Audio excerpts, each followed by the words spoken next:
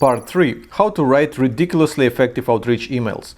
Let's go back once again to that article from platinumseoservices.com.au that is linking to Moz SEO Audit Guide. What's the point of reaching out to these guys with our own guide to SEO audit? I mean, what do I tell them? Hey there, the Moz article is bad, our article is awesome, so you should swap that link to us. Pretty sure this kind of outreach email will go directly to trash. But I think I see a pretty decent outreach excuse here. This article from Moz is freaking 6 years old. In other words, by linking to this article, they're giving their readers an outdated resource. Isn't that a compelling enough reason to send them an email? Now, in all honesty, our own SEO audit guide is not super fresh either. It's 2 years old as of today. So we'll have to update it first to be able to effectively pitch it as a better replacement to that outdated article that they're linking to. And my outreach email would probably look like this. Hey Khan, I've noticed that you're linking to SEO Audit Guide by Moz from one of your articles, but I'm afraid that Moz guide is dated 2012, which means it's 6 years old and therefore massively outdated. We've just published an awesome guide to SEO audit at our own blog, and I invite you to check it out. It talks about some new tech that is being used in SEO audits as of today and gives people rather clear instructions on how to audit and fix their websites. And if you happen to find our guide useful, perhaps you would consider linking to it from your article. Thanks, Tim. I'm sure you agree that it's a pretty decent outreach email that feels personal and doesn't look spammy. All because I'm using a good outreach excuse. The reason why I am reaching out to them. This is uber important. If you don't have a compelling reason to reach out to a person, don't reach out to them.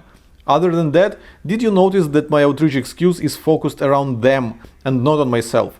They are linking to an outdated resource, while they could be sending their blog readers to a fresher and much better piece of content. So, your outreach email should be focused on the recipient, not you. Why would anyone care about a random person who is reaching out to them out of the blue? So you have to find a way to make your outreach email about them, just like I did in the example that I just shared. And to fuel your thinking process, let me give you 3 common outreach excuses. Number 1, you know they are interested in the topic and your article provides a fresh angle that they can't afford to overlook. Number 2, you know they have a strong opinion about something and your article has some new and unique proof that further reconfirms their stance. Number 3, you've actually mentioned them in your article and featured their work. As you can tell, the first 2 outreach excuses are very much alike, and they rely on the fundamental rule of content marketing that I can't stop rehearsing again and again. If your content is awesome and unique, many people would be happy to get a personal heads up about it. You can use the first outreach excuse if you're 100% sure that your article talks about something that your recipient doesn't know. Just make sure to articulate that something in your outreach email.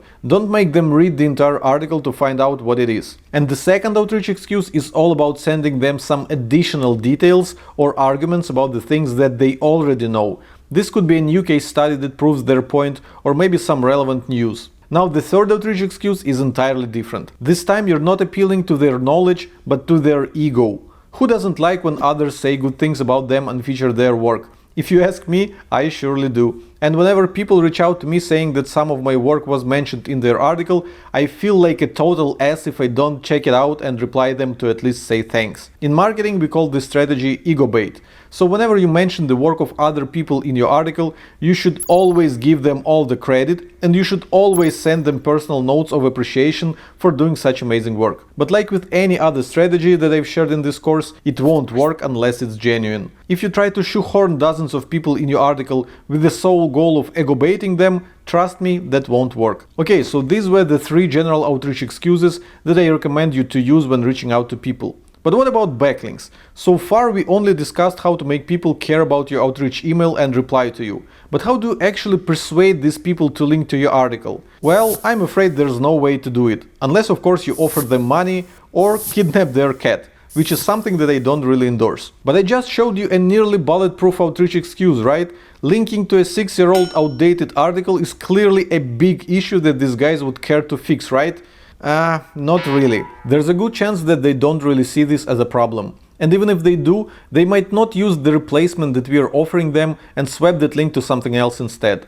I'm afraid there's no magic outreach excuse or a selection of words that would persuade these guys to link to our article right there, right now. That's why I didn't even ask them to do it, at least not in a direct way. Remember how I framed my request? And if you happen to find our guide useful, perhaps you would consider linking to it from your article. I didn't say, could you please link to our article? That kind of request would cancel everything I wrote earlier to make my outreach about them, and they would obviously ignore it, which is why I'm not being pushy with the link request. Remember the fundamental rule of content marketing? Well, I'm hoping that my content will do the job of persuading them to link to it, not my direct request. And besides, based on my own experience, most people are very reluctant to go back and update their old articles. But if you manage to impress them with your content, many of these people will gladly link to it from one of their future articles. So this is how you write ridiculously effective outreach emails without being pushy or ruining your reputation in the industry. One last tip. Follow-ups. I don't know who was the first one to say that it's a good idea to send follow-ups, but from my own experience, they do more harm than good. So I don't advise you to send follow-ups. Okay, maybe just a single one. I mean, have you seen any case studies where people got a lot of positive replies on their third or fifth follow-up? I haven't, but I've seen quite a few cases where people publicly ridiculed bad outreach emails and those nagging automated follow-ups. And that was my last outreach tip. But in all honesty, I could easily record another long lesson about outreach because I have quite a bit of experience being both the sender and the recipient. And I actually published 2 articles on the topic of outreach, which I highly recommend you to read. And that's the end of this lesson, as well as the end of this entire course. I sincerely hope that you enjoyed it and that you're going to put all those tips, tricks and strategies into action and grow the traffic of your blog and the revenue of your business. And should I even mention that you would totally make my day if you tweet me at @TeamSolo and say what you think about this course now that you've finished it. It took me nearly a year to put this whole thing together, and if you've learned something cool from me, please let me know about it. That's it, signing off now and hoping to hear from you soon. Bye!